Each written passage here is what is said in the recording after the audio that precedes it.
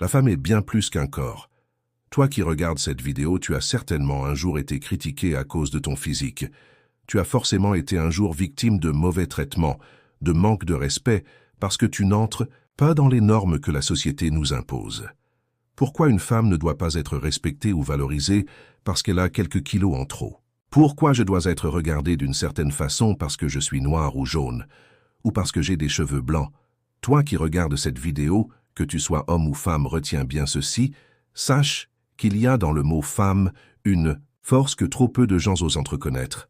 Il y a une puissance douce en chaque femme, une puissance naturelle et indomptable, un feu intérieur capable de réchauffer, de construire, de transformer. Pourtant, dans un monde souvent obsédé par l'apparence, on oublie que la femme n'est pas qu'un corps, une silhouette ou une peau tendue par des diktats esthétiques. Elle est bien plus vaste, plus profonde, plus lumineuse que ce que le miroir reflète. Premièrement, femme, tu es la matrice de l'univers, car tu donnes la vie. Tu portes le monde au creux des tonnes ventre, tu donnes la vie et berces l'humanité d'anste. Bras, tu éduques, tu soignes, tu as le pouvoir d'aimer avec une intensité que peu de cœurs peuvent contenir. Cette capacité à créer, à transmettre, à faire naître, littéralement et symboliquement, est l'un des plus grands pouvoirs sur Terre. Deuxièmement, une femme pense, invente, construit. Elle peut être astronaute, observant les étoiles depuis l'infini de l'univers. Dans les manuels scolaires scientifiques, des noms de femmes sont cités aux côtés des hommes qui ont foulé les pieds dans l'espace. Elle peut être chirurgienne, tenant entre ses mains le battement de cœur à sauver. Ingénieure, pilote, entrepreneur, avocate, présidente, scientifique, agricultrice, plombière ou poétesse, rien ne lui est interdit, pas parce qu'on lui donne le droit, mais parce qu'elle en a les capacités. Son cerveau est un moteur, ses idées sont des armes de lumière. Troisièmement, les femmes peuvent et sont des leaders, et pas seulement en tête d'une équipe, mais en tête d'un mouvement, d'un changement, d'une révolution douce. Elle est capable de guider sans dominer, de convaincre sans écraser, de bâtir sans abattre. Par la ruse et l'intelligence, une femme peut emmener un changement aux situations les plus complexes. À travers le monde, des femmes ont été médiatrices pour apaiser des situations de guerre.